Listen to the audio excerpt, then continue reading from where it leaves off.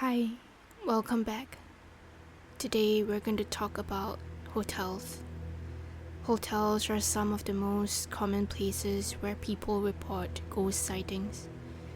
Thousands of guests pass through the same rooms every year, sleeping in the same beds, touching the same furniture, living their private moments in spaces that never really belong to them.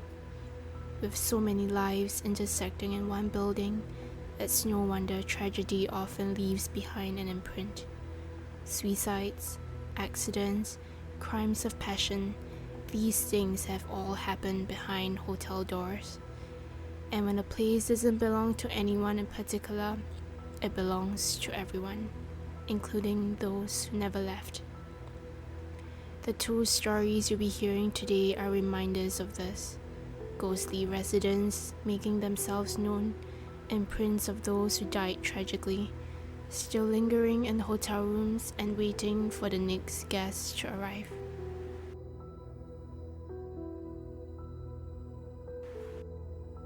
Min had been dating Zach for almost 3 years now, and while she loved him dearly, there was one thing she never quite got used to: his job.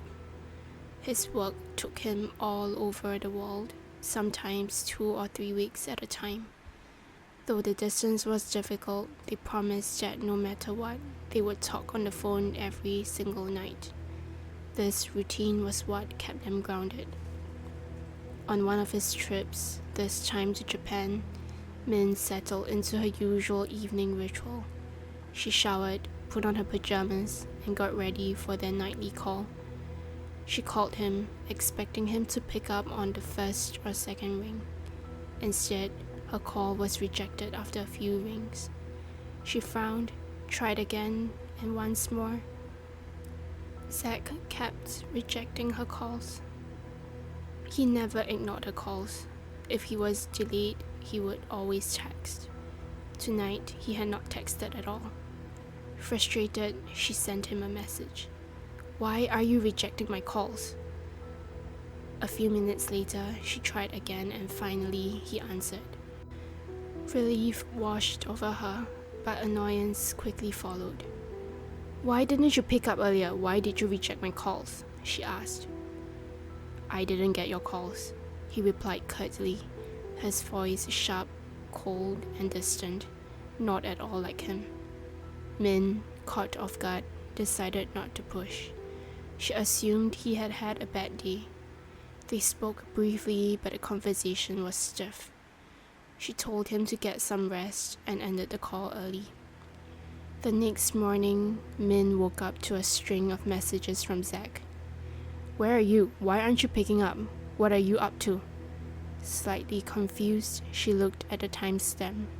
The messages had been sent only minutes after they had spoken on the phone last night. Just to be sure, she checked her call log. Yes, they had spoken before he sent those messages. Then she noticed a voicemail from him. She pressed play. At first, there was only silence.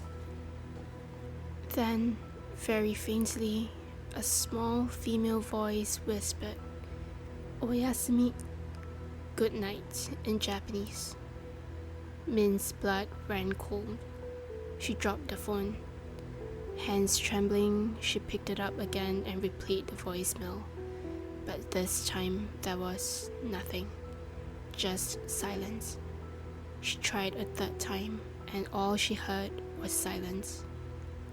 That day, Min couldn't focus and got nothing done, but she avoided bothering Zach and waited anxiously until it was time to talk again. This time, he picked up immediately. Before she could say anything, he informed her that he had switched hotels. The night before, while he was sleeping, he felt an arm drape across his body. He sighed, half asleep, and pulled it closer, comforted by the warmth and glad that Min was next to him. But then, in a flash, he remembered. Min was back home and he was alone in Japan. He sat up, heart racing, but the room was empty. He forced himself back to sleep, convincing himself it was only a dream and that he was missing Min too much. Just as dawn broke, he heard 3 sharp knocks on his door. Groggy, he stumbled out of bed to open it. There was nobody there. The corridor was perfectly empty and still.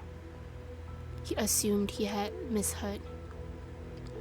Then he heard 3 more knocks.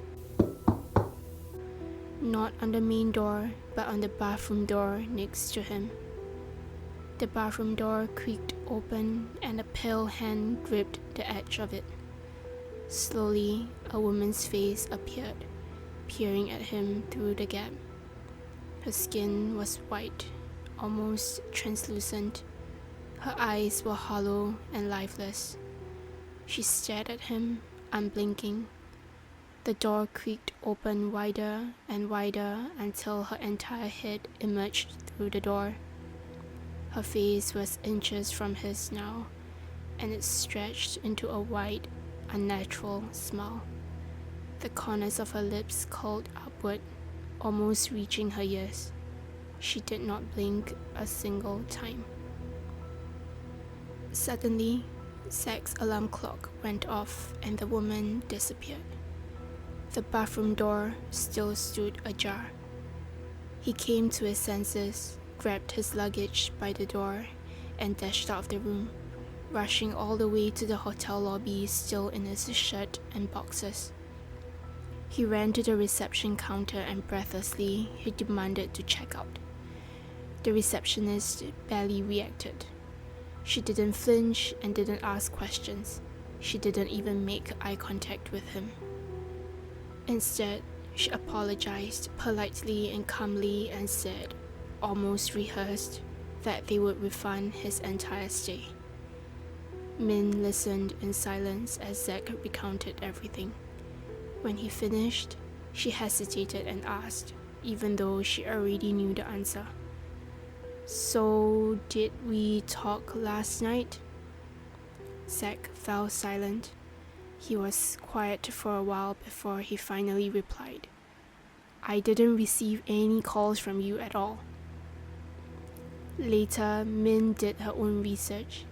Years ago, there had been a fire in that very hotel. Guests managed to escape except for one young woman. She had been waiting for her boyfriend who never arrived. She died alone in her room, asphyxiated by smoke. Perhaps she was still waiting for her boyfriend who would never show up. And maybe she had taken an interest in Zach after all these years. What do you think?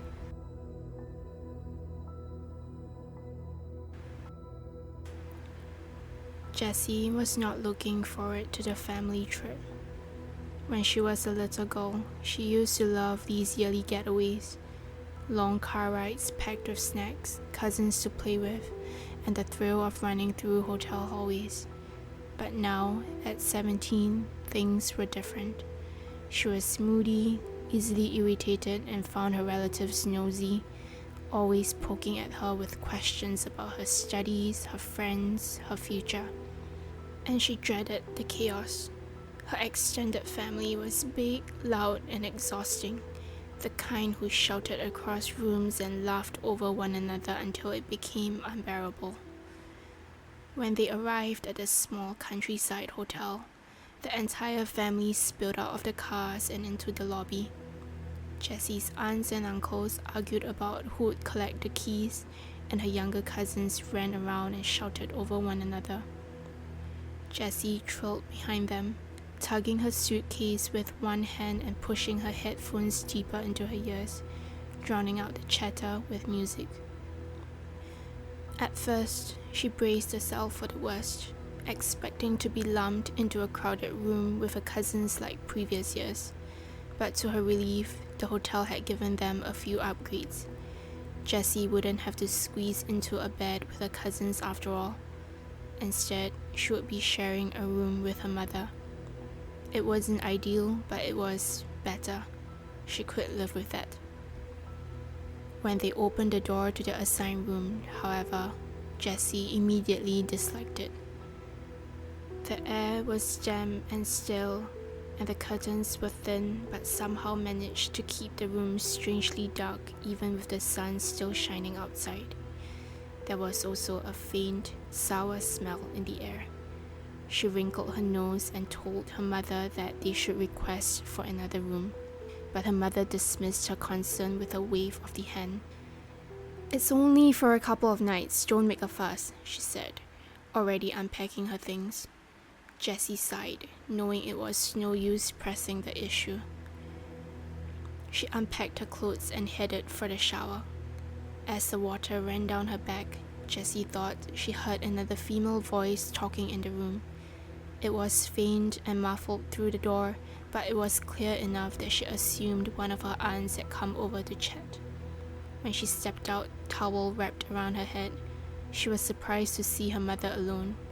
She asked if one of her aunts had been there, and her mother frowned, shaking her head. Jessie shrugged, assuming that she had heard someone from the next door through the thin walls, but a little knot of unease had begun to curl in her stomach. That night, after a long and noisy dinner with the entire family, Jessie trudged back to the room. It felt even darker than before, as if the walls themselves swallowed the weak, yellow light from the lamps. Again, Jessie asked her mother if they could please request for another room, and again her mother brushed her off. "It's late, just shower and go to bed. We'll only be here for a couple of nights until our next destination." Jessie reluctantly obeyed. She kept glancing behind her as she showered, even though she knew there was nothing there. When she came out of the bathroom, she began blow-drying her hair, the loud hum filling the room. She thought she heard her mother say something, but she couldn't catch the words over the noise. She assumed it was her mother announcing that she was going to take her turn in the shower, because when she turned the hairdryer off, she heard the door click shut and the sound of water running. Soon, Jessie lay down on the bed, listening to the rhythmic whirring of the ceiling fan above her and the steady rush of the shower. Her mother's soft humming drifted through the bathroom door, and the sound was oddly comforting. Slowly, her eyelids grew heavy and she drifted off. But her dreams were not peaceful. She dreamed of a woman pacing up and down the length of the room.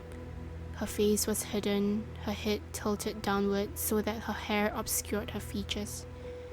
Jessie sat frozen in her dream, watching this figure walk back and forth, faster and faster. Jessie was terrified. She wanted to scream and demand to know who the woman was, but her voice caught in her throat. Suddenly, the woman vanished, only to reappear hanging from the ceiling fan, neck twisted, body swaying above the bed. Jessie bolted upright, drenched in sweat. Her heart pounded, but she realized it had only been a nightmare.